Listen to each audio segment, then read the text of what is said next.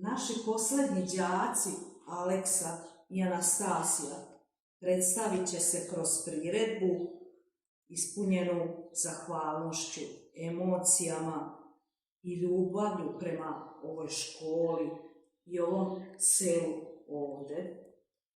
Ujedno ćemo se simbolično i oprostiti od ove škole koja posle skoro vek zatvara vrata, ali ne i divne i sjajne uspomene.